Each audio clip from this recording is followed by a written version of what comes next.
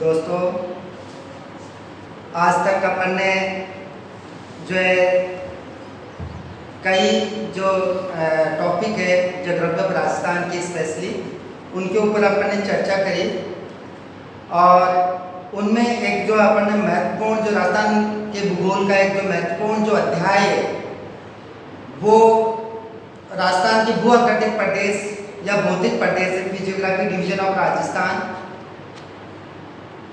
Physiographic division of Rajasthan न केवल university exam की दृष्टि से बल्कि जितने भी जो एग्ज़ाम्स होते हैं गवर्नमेंट सर्विस के राजस्थान के स्टेट गवर्नमेंट की जितने भी वैकेंसीज होती है या जितने भी कॉम्पिटिटिव एग्ज़ाम्स की जो नोडल एजेंसीज है जो पेपर सेट करवाती है उनमें स्पेशली इसको वेटेज देते हैं कि राजस्थान के भौतिक प्रदेश कौन कौन से हैं और इनकी जो गहन जानकारी है इससे संबंधित जो है सभी प्रतियोगिता परीक्षाओं में जो है पर्सन आते रहे हैं और जो भावी जो एग्ज़ाम्स होंगे कॉम्पिटिटिव एग्ज़ाम्स उनमें भी इसमें से पर्सन डेफिनेटली बनेंगे। रही बात यूनिवर्सिटी एग्ज़ाम्स की, यूनिवर्सिटी एग्ज़ाम्स की दृष्टि से भी जो है बीए पार्ट फर्स्ट में ज्योग्राफी ऑफ राजस्थान ज़्यादातर यूनिवर्सिटीज़ में चलाते हैं, तो इसमें से कम जो है मल्टीपल चॉइस और जो है वेरी शॉर्ट टाइप क्वेश्चंस जो हैं उनमें कम से कम एक दो क्वेश्चंस तो आते ही हैं। दोस्तों, इसी को लेकर आज अपन डिस्कशन करेंगे कि ऐसे कौन कौन से पर्सन हैं जो फ्रिक्वेंटली एग्जाम्स में आते रहे हैं या जिनके आने की संभावना है। अपन जो है इसका अपन प्रारंभ करते हैं। दोस्तों, जो पहला जो पर्सन है, हालांकि ऐसा नहीं है कि अपन ने जिन क्वेश्चंस का जो डिस्कशन कर लिया उन्हीं में से आएंगे, हो सकता है नया क्वेश्चंस भी बन सकते हैं, लेकिन फिर भी जो क्योंकि मैं पहले आप लोगों को बता चुका हूँ कि ये ज़्यादा इम्पोर्टेंट है मेरी जहाँ तक जानकारी है, तो मैं इसका जो है बताने की आप लोगों को प्रयास कर रहा हूँ और आप जो है इनको तो आपको पढ़ना ही है। इसके साथ साथ जो आपके टेक्स्ट बुक है, रेफरेंस बुक है, मैगजीन्स है, न्यूज़पेपर्स हैं, उनको भी आप लगातार पढ़ते रहें ताकि आप जो है राजस्थान से संबंधित या राजस्थान के जो भी भौगोलिक तथ्य हैं उनके बारे में आपको जानकारी मिलती रहे। जैसे कल परसों के न्यूज़पेपर में आप लोगों ने पढ़ा होगा कि राजस्थान के अंदर जो ईस्टर्न राजस्थान है, ईस्टर्न राजस्थान के अंदर जो ईस्टर्न राजस्थान कैनाल प्रोजेक्ट पूर्वी राजस्थान की नहर परियोजना प्रस्तावित है और अब तक तो इसका काम प्रारंभ हो चुका होता लेकिन नहीं हो पा रहा है। उसकी वजह ये कि जो वाटर का जो डाइवर्जन है मध्य प्रदेश और राजस्थान, इसमें लेकर कुछ थोड़े बहुत माइनर जो है थोड़ा मतभेद है और अल्टीमेटली ये होना ही है। तो ये जो परियोजना है ये भी आपके एक क्वेश्चन आ सकता है कि राजस्थान पूर्वी राजस्थान में जो नहरी जो परियोजना है जिसके द्वारा सिंचाई भी होगी, जल विद्युत उत्पादन भी होगा और दिल्ली बॉम्बे जो इंडस्ट्रियल जो कॉरिडोर है वहाँ पर इसकी सप्लाई जो पानी की जो सप्लाई वाटर सप्लाई करने की इसकी परियोजना है। देखिए दोस्तों, ये 5 नदियों को मिलाकर जो है प्रस्तावित है और इसका क्योंकि फाइनल मसौदा भी आया नहीं है, चंबल और इसकी जो है सहायक नदियाँ हैं काली सिंध, पार्वती वगैरह, इनको लेकर जो है ये परियोजना प्रस्तावित है। तो आप लोगों को कंपटीशन दृष्टि से ये भी आपको ध्यान में रखना चाहिए। भू आकृतिक प्रदेशों में सबसे पहले अपन बात करते हैं जियोग्राफिकल जो एरिया है कि कौन सा एरिया या कौन सा फिजिकल डिवीजन और फिजियोग्राफिक डिवीजन कितने क्षेत्र में फैला हुआ है, इसके बारे में अपन बात करेंगे। तो देखिए दोस्तों, आप लोगों को पता है अरावली पर्वतमाला या अरावली रेंज और हिदी रीजन, ये आपको पता है कि राजस्थान को लगभग 2 समान भागों में बांटता है। इसके सहित राजस्थान में 4 फिजियोग्राफिक डिवीजन है। इसका जो वेस्टर्न पार्ट है वो जो है वेस्टर्न प्लेन के नाम से या वेस्टर्न सैंडी प्लेन के नाम से इसको अपन जानते हैं, पश्चिमी रेतीला मैदान। तो दोस्तों, पश्चिमी रेतीला मैदान या अपन जो मोटे शब्दों में, हालांकि ये शुष्क और अर्धशुष्क दो भागों में इसको विभाजित करते हैं, लेकिन इसको मंथली प्रदेश अपन मोटे तौर पर कहें या पश्चिमी रेतीला मैदान कहें तो पश्चिमी रेतीला मैदान का विस्तार राजस्थान में सबसे ज्यादा है। तो क्षेत्रफल की दृष्टि से सबसे बड़ा जो है भू-आकृतिक प्रदेश कौन सा है? पश्चिमी रेतीला मैदान। पश्चिमी रेतीला मैदान दोस्तों कितने क्षेत्र में फैला हुआ है? 61.11 मतलब 61.11% क्षेत्र में। किसका क्षेत्र 61.11? राजस्थान के कुल भौगोलिक क्षेत्रफल का। तो अगर क्षेत्रफल की दृष्टि से देखें तो राजस्थान का पश्चिमी रेतीला मैदान है, ये सबसे बड़ा भू-आकृतिक प्रदेश है और ये प्रदेश जो है 12 जिलों में फैला हुआ है। दूसरा जो क्षेत्र है वह राजस्थान का पूर्वी मैदान, ईस्टर्न प्लेन ऑफ राजस्थान। ये जो टोटल जो ज्योग्राफिकल एरिया है राजस्थान का उसका 23.3% एरिया में जो है क्या फैला हुआ? राजस्थान का पूर्वी मैदान। पूर्वी मैदान के बारे में आपको बताया अरावली पर्वतमाला के पश्चिमी रेतीला मैदान का जो सबसे बड़ा भू-आकृतिक प्रदेश है।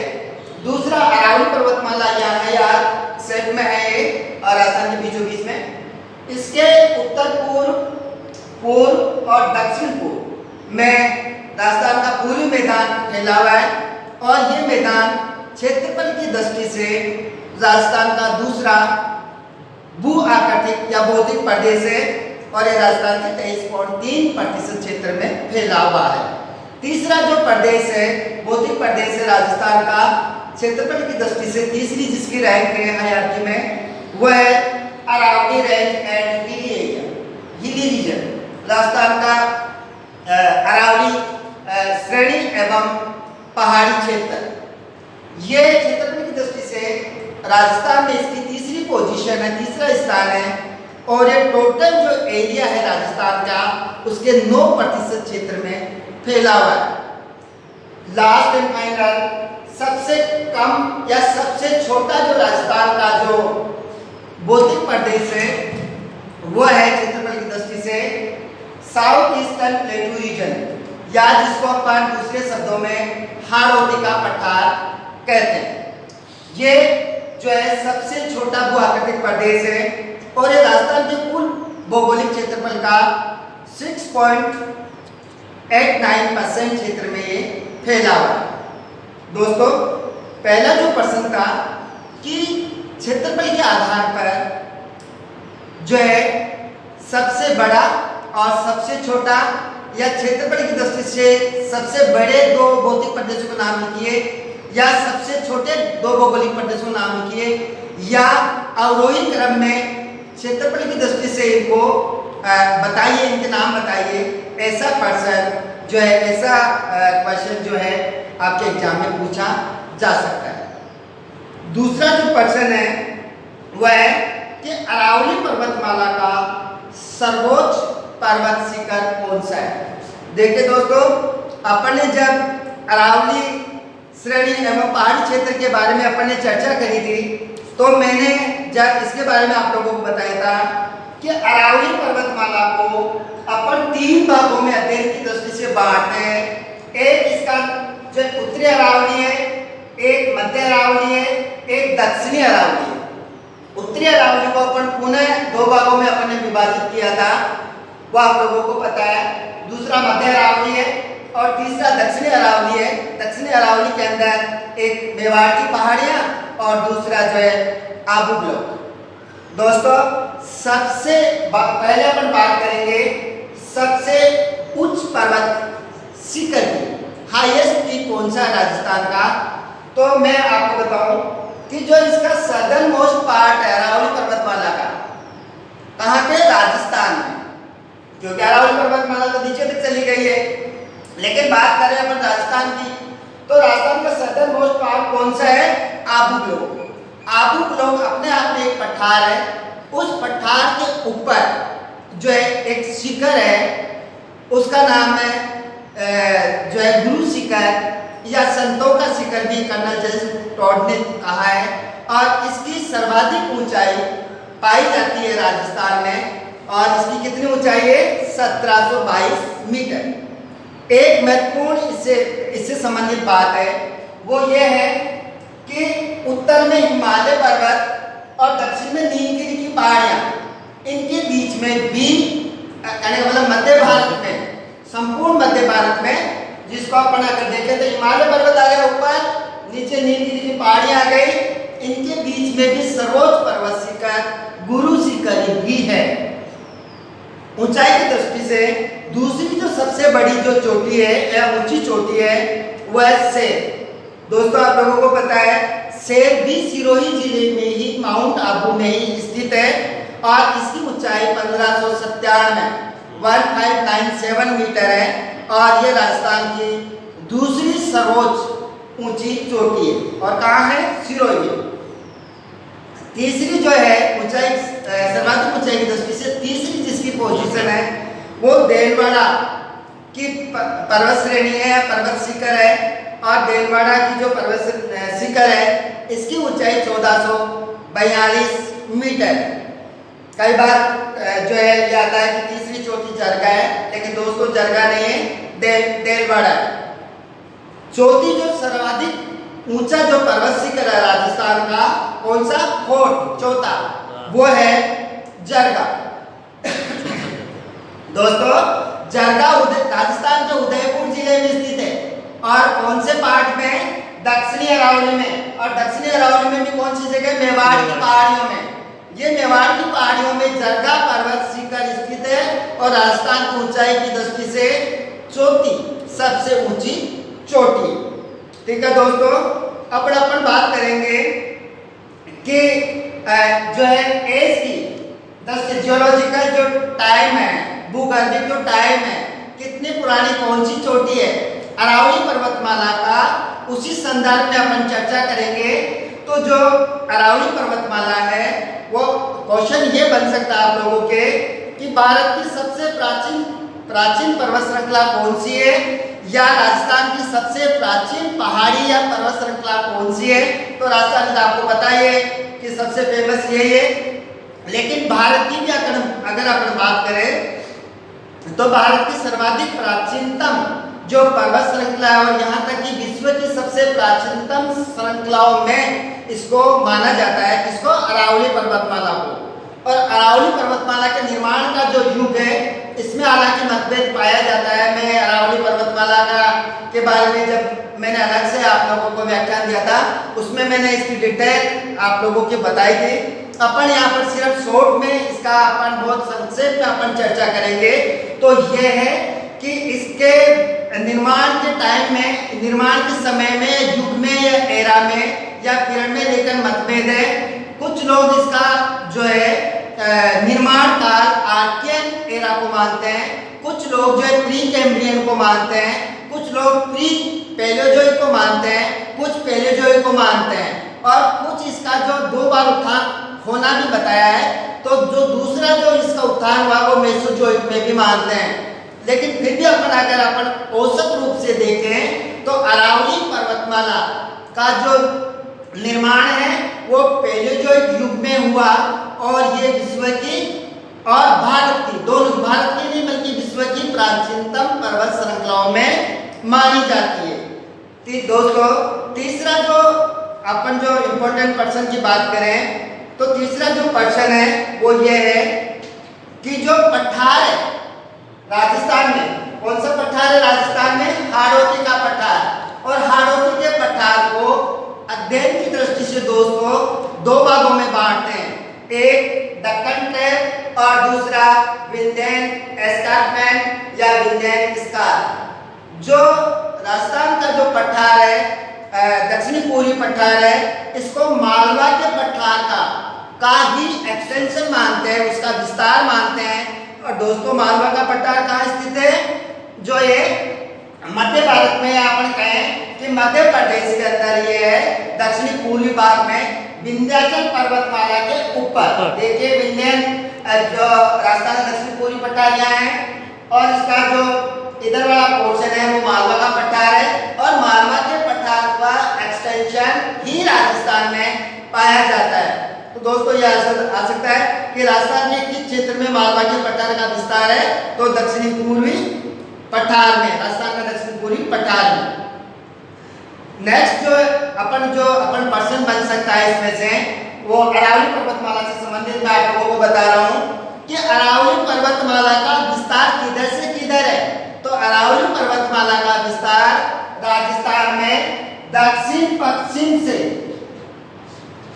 दक्षिण पश्चिम का मतलब हो गया जो सिरोही जिला है उसके आबू रोड, वैसे तो कंप्लीटली सिरोही जिले के अंदर जो है अरावली पर्वतमाला फैली हुई है, लेकिन southern part, most southern part की बात कर रहे हैं, सुदूर जो सबसे अधिकतम जो दक्षिणतम बिंदु है या क्षेत्र है उसकी बात करें तो आबू रोड और उदयपुर का जो है कोटड़ा और जो है जाडोल तहसील, यहाँ से इसका प्रारंभ होता है और ये उदयपुर, राजसमंद, पाली, अजमेर, नागौर में भी थोड़ा आंशिक रूप में, और जयपुर और फिर सीकर और फिर झुंझुनू और फिर अलवर तक इसका विस्तार पाया जाता है।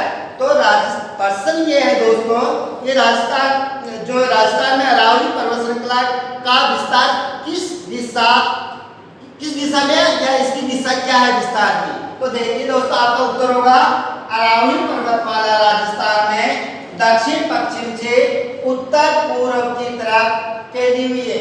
और उत्तर पूर्व में कहां तक फैली हुई दोस्तों, ये जो झुंझुनू जिले की खेतड़ी तहसील है वो उसका अंतिम विस्तार है, और दक्षिणतम जो इसका विस्तार है वो विस्तार इसका जो है कहां तक है, इसका विस्तार है उदयपुर की जो है कोटड़ा तहसील और जो है इसकी आबू रोड सिरोही जिले की। इसका जो है विस्तार खेड़ बर्मा तक नहीं है, ठीक है दोस्तों, जो कि खेड़ बर्मा गुजरात में। नेक्स्ट जो प्रश्न बन सकता है आपका जो है इसमें से वो ये कि अरावली पर्वत किस प्रकार के, मतलब अरावली जो देखिए दोस्तों आपने जो पर्वतों के बारे में भौतिक भूगोल में पढ़ा होगा, पर्वत अध्ययन की दृष्टि से अपन पर्वतों को कई प्रकारों में विभाजित करते हैं।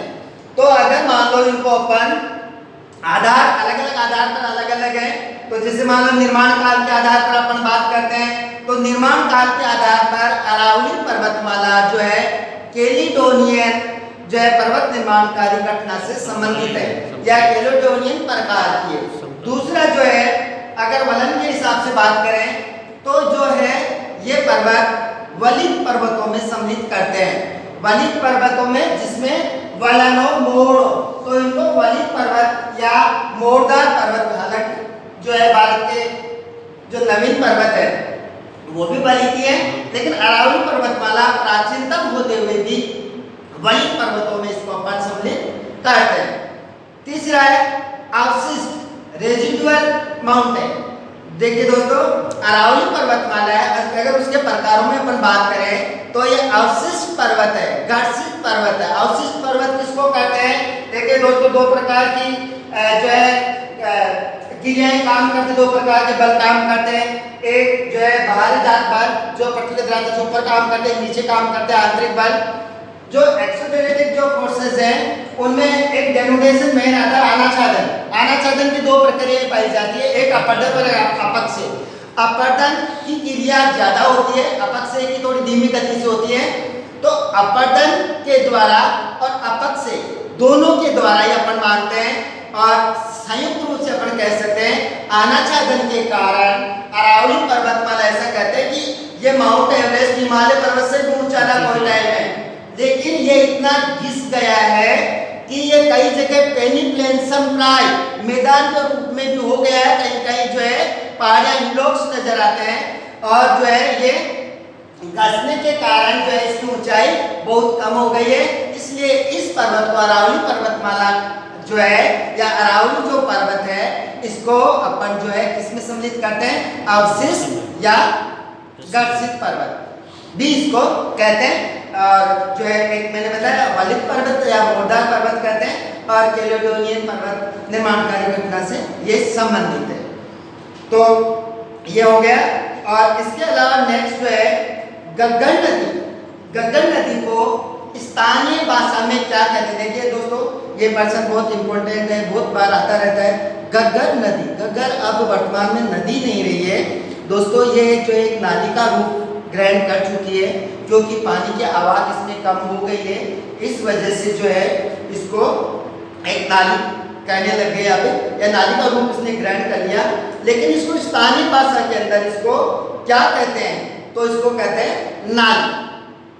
ठीक है दोस्तों, नेक्स्ट जो अपना क्वेश्चन है वो पठारों से संबंधित है। देखिए, एक तो फिजियोग्राफिक डिवीजन है राजस्थान का, जो बहुत बड़ा फिजिकल डिवीजन है, इसके बारे में अपन ने बात करी, अलग डिटेल अपन बाद में करेंगे, क्योंकि मिलियन एस्कार्पमेंट है वो एक राजस्थान में वाटर डिवाइडर का भी काम करता है, ये बाढ़ गंगा और संबल के बीच के अंदर है। लेकिन इसकी बात अपन डिटेल में कर चुके हैं जो साउथ ईस्टर्न प्लेटो और हाड़ौती रीजन में। अपन सिर्फ जो छोटे छोटे पठार हैं उनकी बात करेंगे। तो छोटे छोटे जो पठार वो कहाँ पाए जाते हैं, ज्यादातर अरावली रेंज के अंदर स्थित है।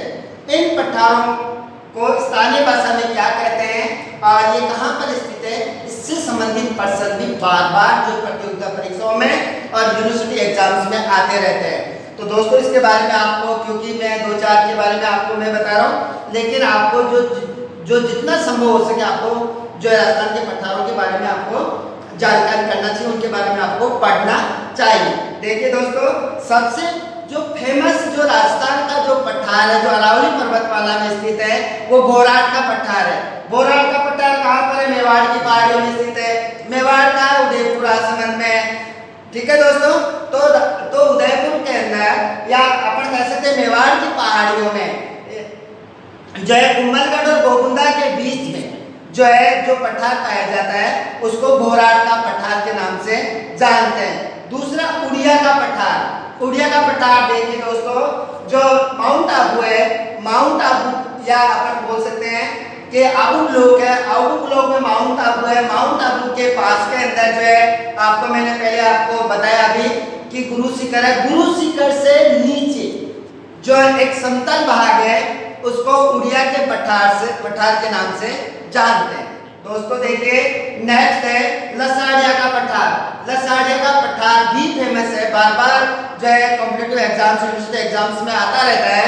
ये उदयपुर में पाया जाता है। नेक्स्ट है मेसा का पठार। मेसा का पठार जो है कहाँ पाया जाता है, चित्तौड़गढ़ जिले में पाया जाता है।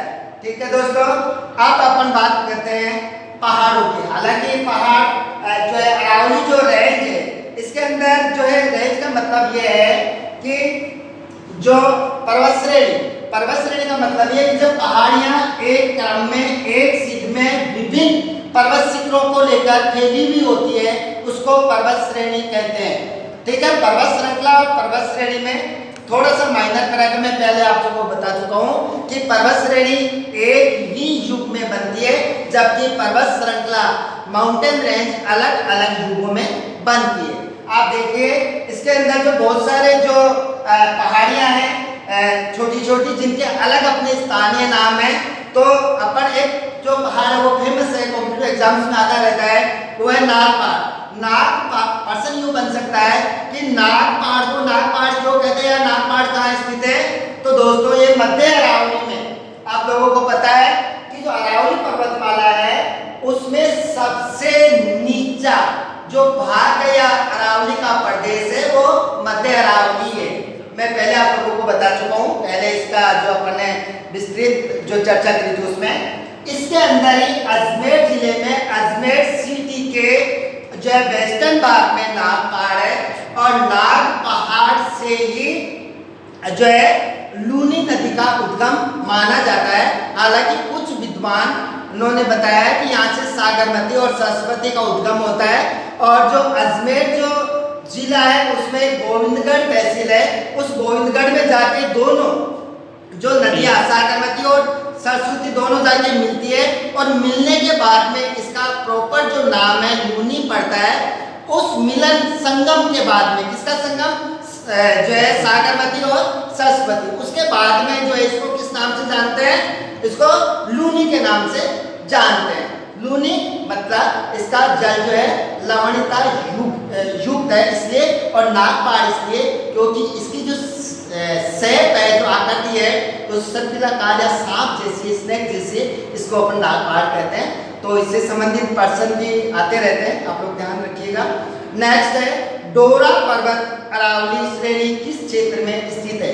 देखिए डोरा पर्वत के बारे में बार बार पूछते हैं, ये भी आबू पर्वत जो क्षेत्र है उसके अंदर स्थित है। नेक्स्ट है मध्यमाई बेसिन को अन्य किस नाम से जानते हैं। देखिए दोस्तों अपन क्योंकि सबका अपन पर्टिकुलरली अपन चर्चा कर चुके हैं तो आप लोगों को पता होगा, तो मैंने बताया था इसमें मध्यमाई बेसिन को दूसरे किस नाम से जानते हैं। इसके अन्य भी दो नाम हैं। दो नाम कौन कौन से? मिडिल माही बेसिन, मिडिल माही बेसिन, मध्य माही बेसिन। तो इसलिए कहते हैं कि माही नदी यहाँ से गुजरती है, इसलिए इसको माही बेसिन या माही का मैदान कहते हैं। ठीक है दोस्तों। दूसरा इसका नाम है छप्पन का मैदान। किसका? मध्यमाई मैदान है। मध्यमाई बेसिन का दूसरा नाम क्या है? छप्पन का मैदान। छप्पन का मैदान इसलिए कहते हैं कि बांसवाड़ा और प्रतापगढ़ के बीच में जो 56 गांव का समूह है वहां पर इसका विस्तार पाया जाता है, इसलिए इसको छप्पन का मैदान के नाम से जानते हैं। तीसरा एक नाम और है इसका बागड़ या वागड़। बागड़ या वागड़ इसलिए कहते हैं दोस्तों इसको कि यहाँ पर अपरदन के कारण वो जो है भूमि ऊपर खाबड़ पाई जाती है, यहाँ पर अवशिष्ट पहाड़ियां पाई जाती है हिलों के रूप में, इसलिए बहुत सारी पहाड़ियां पाई जाती है। तो धरातल बहुत ऊबड़ खाबड़ है, इसलिए इसको वागड़ या बागड़ के नाम से भी जानते हैं। बागड़ का मैदान या वागड़ का मैदान। दूसरा इसका हो गया छप्पन का मैदान और तीसरा हो गया मध्यमाई बेसिन। तो देखिए दोस्तों नेक्स्ट जो अपन पर्सन जो बन सकता है वो है कि जो चंबल बेसिन है वहां की जो भू आकृति है, जो टोपोग्राफी है उसका क्या नाम है। तो जो चंबल बेसिन है वहां की भू आकृति किस प्रकार की है? जो है बेडलैंड टोपोग्राफी। और यहाँ पर बहुत सारे रिवाइज पाए जाते हैं, बियर्ड पाए जाते हैं। बियर्ड का मतलब यह है कि अपरदन के कारण जो समतल मैदान है उसका कटाव होके और गहरी नालियों का या नालों का निर्माण हो जाता है, तो फिर वो भूमि का खूब सारी ऊबड़ खाबड़ हो जाती है, इसको बियर्ड कहते हैं। तो ये जो चंबल बेसिन है यहाँ पर ज्यादातर जो है धौलपुर एरिया है, कोटा है, सवाई माधोपुर, यहाँ पर बियर्ड एरिया पाई जाती है। यहाँ पर कोई टाइम ऐसा एविडेंस पाए जाते हैं कि यहाँ पर जो है बहुत फर्टाइल सोइल पाई जाती है, यहाँ पर जो है कृषि उत्पादन लार्ज स्केल पे होता था और मैदानी भाग था, लेकिन ये भूमि अब धीरे धीरे मानवीय क्रियाकलापों के कारण मैदानी प्रदेश से बियर्ड और उत्कात भूमि में ये बदल चुकी है।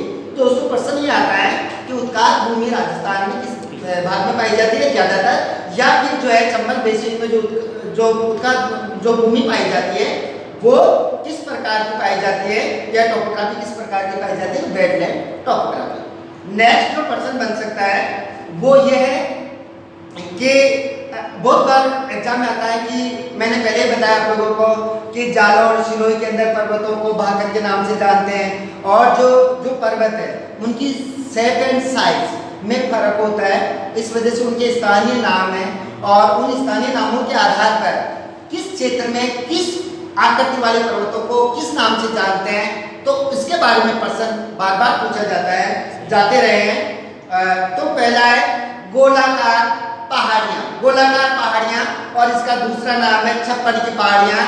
जो दोस्तों इनकी शेप कैसी है? गोलाकार, और ऐसा लगता है जैसे मानवकृत पहाड़ियाँ हो, प्राकृतिक नहीं हो। और इसका जो श्रेष्ठ उदाहरण है वो नाकोड़ा पर्वत जो है वहां पर है, और नाकोड़ा पर्वत के अंदर इनकी जो शेप है बिल्कुल अंडाकार टाइप की पाई जाती है। तो गोलाकार पहाड़ियाँ दोस्तों कहाँ पाई जाती है? बाड़मेर में, सिवाना जो क्षेत्र है वहां पर। और दूसरी जो है पहाड़ियाँ आकृति के आधार पर जो पहाड़ियाँ दूसरी पहाड़ियाँ हैं वह तस्त्रीनुमा पहाड़ियाँ, तस्त्रीनुमा पहाड़ियाँ उदयपुर में पाई जाती है, जिनको गिरवा के नाम से भी जानते हैं। एक है घोड़े की नाल जैसी पहाड़ियाँ, घोड़े की नाल जैसी पहाड़ियाँ दोस्तों 12 जिले में पाई जाती है। तो आकृति के आधार पर पहाड़ियाँ जो प्रश्न पूछे जाते हैं वो 3 प्रकार के हैं, गोलाकार पहाड़ियाँ, घोड़े की नाल जैसी पहाड़ियाँ, और जो है तस्त्रीनुमा या गिरवा की पहाड़ियाँ। ठीक है दोस्तों।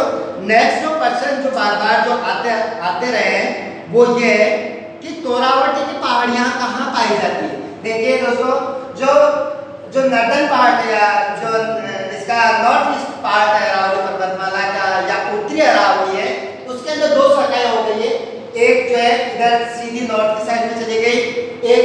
नॉर्थ ईस्टर्न साइड में चली गई, तो उत्तरी पूर्वीय या नॉर्थ ईस्टर्न पार्ट में या जो ब्रांच है, जो शाखा है, उसको तोरावटी की पहाड़ियों के नाम से जानते हैं।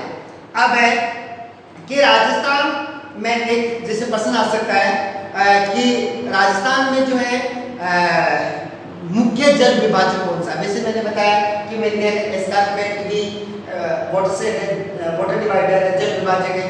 छोटे छोटे जल विभाजक बहुत सारे राजस्थान में पाए जाते हैं, लेकिन क्योंकि अपन तो ब्रॉडली इसकी बात करेंगे कि लार्ज स्केल पे कौन सा वाटर डिवाइडर है, तो देखिए दोस्तों, पूरी अरावली पर्वतमाला ही एक जल विभाजक के रूप में अब स्थित है राजस्थान में। और अरावली पर्वतमाला जो भारत का जो महान जल विभाजक है, ग्रेट डिवाइडर ऑफ इंडिया, उसका भी पार्ट है। आपको पता होगा, थोड़ा मैं आप लोगों को इसके बारे में बता देता हूँ, हालांकि इससे थोड़ा रिलेटेड नहीं है, लेकिन ज्योग्राफी का स्टूडेंट होने की वजह से देखिए, वाटर डिवाइडर यहाँ से स्टार्ट होता है वेस्टर्न घाट से, फिर जो है सतपुड़ा पर्वत, विंध्याचल पर्वत, फिर अरावली पर्वत और फिर शिवालिक। तो जो ये पार्ट है, ये पार्ट वाटर डिवाइडर का काम करता है। अरावली पर्वतमाला के पश्चिम में जो नदियां निकलती है, चाहे लूनी हो, चाहे उसकी सहायक नदी हो, चाहे पश्चिमी बनास नदी हो, देखिए बनास दो है, एक इधर नदी है, इधर पश्चिमी बनास नदी है, लूनी नदी है, उसकी सहायक नदियां हैं, वो सारी की सारी इधर वाली कहाँ जाती है, ये जाती है अरेबियन सी, जो ड्रेनेज सिस्टम है अरब सागर में गिरती है। और इसके पूर्व में, क्योंकि इधर वाले जो पानी की जो आवाज है, चाहे वो वर्षा से हो, किससे भी हो, वो पानी को उधर नहीं जाने देती, इधर का पानी इधर आता है, तो इसको पूर्वी और पश्चिमी कहने का मतलब, बंगाली खाड़ी में गिरने वाली नदियां इधर है और अरब सागर में गिरने वाली नदियां इधर है। तो राजस्थान में जो है, जो अरावली पर्वतमाला है, वो मुख्य जल विभाजक है। तो देखिए दोस्तों, नेक्स्ट है थार का मरुस्थल किसका अवशेष है। देखिए दोस्तों, पूरा का पूरा जो भारत का great plain of India, Bharat का जो विशाल मैदान है, उसको ही 33 सागर का अवशेष मानते हैं। तो जो राजस्थान का जो मैदान है, उसको भी थार का जो मरुस्थल है, उसको 33 सागर का अवशेष मानते हैं। देखिए दोस्तों, नेक्स्ट जो क्वेश्चन है वो ये है कि राजस्थान में किस बेसिन को गोडवार प्रदेश कहते हैं। गोडवार प्रदेश किसको कहते हैं, मैंने आप लोगों को बताया, जो लूनी नदी है, जो अजमेर से इसका उद्गम स्थल माना जाता है, ये जो बहती है, इसका जितना कैचमेंट एरिया है, वो सारा का सारा, चाहे वो पाली का हो, अजमेर का हो, चाहे वो बाड़मेर का हो, चाहे वो जालोर का हो, ये पूरे के पूरे एरिया को किस नाम से जानते हैं, गोडवार प्रदेश के नाम से जानते हैं। गोडवार प्रदेश के नाम से जानते हैं। और किस प्रदेश को, लूनी बेसिन को, पूरा